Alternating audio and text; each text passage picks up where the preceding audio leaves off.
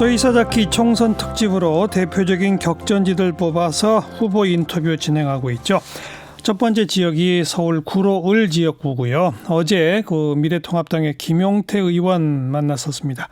오늘은 여당 후보 더불어민주당 윤건영 전 청와대 국정기획상황실장 인터뷰 진행하죠. 안녕하세요. 네, 안녕하세요. 네, 문재인 대통령 최측근 맞아요? 예, 언론에서 그렇게 이야기하는데요. 네. 문재인 대통령이 국회의원 딱 한 번 하셨죠? 네, 그렇습니다. 국회의원 하실 때 보좌관 맞아요? 네, 맞습니다. 그로부터 이제 청와대까지 쭉 붙어 계셨던 거죠? 네, 네. 그럼 최측근 맞네요. 예. 네. 선거에 나가야 되겠다라는 생각은 대통령이 권했어요? 본인이 결정했어요? 선거나 정치는 본인의 판단이지 누가 뭐 권한다고 할 일은 아닌 것 같습니다. 예. 나가야 되겠다 결심하고는 상의하셨을 거 아니에요? 상의가 아니라 말씀은 드렸죠. 그냥 통보예요? 예. 대통령이 안 말리시던가요? 네. 그래도 그 뭔가 교감이 있지 않으셨어요? 그거는 판단에 맡기겠습니다. 그럼 왜 나가야 되겠다고 생각하셨어요? 제가 청와대에서 한 2년 7개월 정도 있었습니다. 그래서 예. 청와대가 좀 고인물이 돼서는 안 되겠다. 저처럼 좀 오래 있던 사람들이 나와주고 새롭고 유능한 인력들이 좀 와서 새롭게 좀 활력을 얻는 게 좋겠다라는 게 첫 번째였고, 두 번째는 진행자께서도 말씀하셨다시피 뭐 복심이다, 최측근이다라고 이야기되는 것들이 대통령의 국정 운영에 부담을 줄 수도 있겠다라는 판단 등 여러 가지 사정이 있었습니다. 복심, 최측근 이렇게 불려지면 왜 부담이 될까요? 저에게는 한편으로는 영광이 되겠지만 국정 운영에 대한 부담일 수도 있는 거고요. 그리고 복심이라는 건 사실 맞지 않습니다. 온당치 않고요. 문재인 정부의 청와대는 시스템으로 운영되는 것이기 때문에 특정인에 의해서 좌지우지되지 않습니다. 네. 그거예요. 지금 이제 고인물이 돼서는 안 되겠다. 또 국정 운영에 부담이 되어서는 안 되겠다. 그러면 그냥 사표 내고 쉬시면 되는 거잖아요. 네. 근데 정치를 해야 되겠다는 결심은 더 다른 거 아닐까요? 맞습니다. 그래서 한 가지 절 말씀드렸는데요. 그 부분이 문재인 정부의 성공, 그리고 촛불 개혁의 완수에 대해서 제 역할이 있을 걸로 보고 출마를 하게 된 겁니다. 그 역할은 뭡니까? 여러 가지가 있을 수 있는데 우선 집권 후반기에는 당정청의 원활한 소통이 저는 필요하다고 생각을 합니다. 그리고 제가 2년 7개월 동안 청와대에서 했던 국정 운영의 경험들을 소실시키지 않고 온전히 국정 운영에 도움이 되는 방향으로 하는 것들이 또 필요하다라고 생각을 했습니다. 2년 7개월 계속 국정기획상황실장, 물론 이름은 조금 바뀌었습니다만은 상황실장을 계속했습니다. 그 자리를 계속 하셨잖아요. 네네. 그 자리가 원래 뭐 하는 자리예요?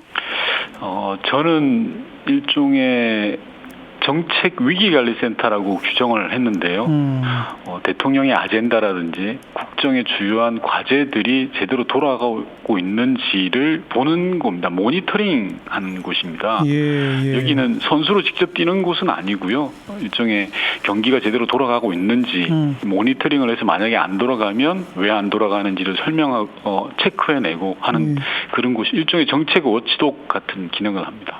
비서실장 기능하고 거의 비슷한 거 아니에요? 아닙니다. 비서실장께서는 청와대 전체를 총괄하는 일종의 지휘관인 거고요. 저 국정상황실이라는 것은 그 비서실의 한 일부분일 뿐이죠. 일부분인데 맡고 있는 역할은 근데 특정 분야에 국한되는 게 아니잖아요. 뭐 경제, 사회, 정치 이게 아니잖아요. 맞습니다. 모든 걸 다 보는 거 아닙니까? 국정 운영 전체입니다. 그렇죠. 네. 그러니까요. 그러니까 이 포괄 범위가 넓다는 의미에서는 사실 대통령의 대리인, 대통령의 비서실장 뭐 비슷한 격 아닌가 싶어서 그렇게 여쭤본 거예요. 아닙니다. 네네. 그냥 그런 눈으로 보좌할 뿐이다 이거예요. 네. 근데 이제 그 자리를 나오시고 나서 지금 코로나19 사태 터졌잖아요. 네. 만약 지금 그 실장 자리를 아직 갖고 계시다면 지금 잘하고 있어요? 코로나19 대응? 저는 그렇게 생각합니다. 코로나19 대응에 대한 평가에 대해서는 지금 그 평가를 할 때는 아닌 것 같습니다. 네. 예를 들어 지금 전쟁이 한참 벌어지고 있는 그런 상황이거든요. 예. 그럴 때는 힘을 모아서 슬기롭게 어떻게 하면 헤쳐나갈 거냐라는 부분이 우선인 것 같고요. 전쟁터에서 장수를 흔들거나 뭐 평가를 하거나 이런 건 나중에 사후에 복귀를 철저히 하면 될 일이라고 생각합니다. 그건 뭐 너무나 맞는 말씀인데 네. 제가 여쭤본 건 그게 아니고 네. 만약 지금 현재 청와대 국정기획상황실장을 맡고 계시다면 예. 지금 뭐 마스크 뭐가 문제니까 내일은 대통령이 어디를 방문해서 어떤 메시지를 해야 되겠다 뭐 이런 기획을 하실 거 아니에요. 어찌 보면. 그죠? 네. 지금 내일 그럼 문재인 대통령 어딜 가셔야 되는 거예요? 제가 전임자로서 그런 말씀을 드리는 거는 조금 온당치 않은 것 같고요. 마스크 문제 같은 경우에도 국민들이 가장 직접적인 불편을 느끼는 문제잖아요. 예. 정부가 계속해서 보완 대책을 내놓고 있지 않습니까? 그래서 그런 부분들은 조금은 지켜보실 필요가 있을 걸로 보여지고, 물론 모든 게 저는 국민들 마음에 들지 않다라는 건 익히 잘 알고 있습니다. 그러나 이제 그런 부분들에 대한 본격적인 평가 부분은 이를 다 수습한 다음에 제대로 해보자라는 취지의 말씀을 드린 겁니다. 알겠습니다. 자, 결심하고 이제 총선 나간다 결정이 된 후에 지역구는 어떻게 결정이 된 건가요? 당과 충분한 소통을 통해서 논의를 해왔고요. 공감대를 형성하는 과정에서 최종 결정을 하게 됐습니다. 처음에 왜 고향이 부산이시죠? 네, 맞습니다. 부산이나 경남 지역 출마 얘기도 나오지 않았었어요? 저도 뭐 깊게 고민을 했습니다. 그리고 많은 분들의 의견도 들었습니다만 이제 결론적으로는 아니라는 판단을 내렸고요. 해당 지역에서 오랫동안 준비해 오신 훌륭한 분들이 많이 계신 걸로 알고 있습니다. 그 오랫동안 준비한 사람의 그 자리를 뺏으면 안 된다. 이것 때문에 아니라는 건가요? 뭐 그런 이유뿐만이 아니라 여러 이유가 있는데요. 또 어떤 이유가 있습니까?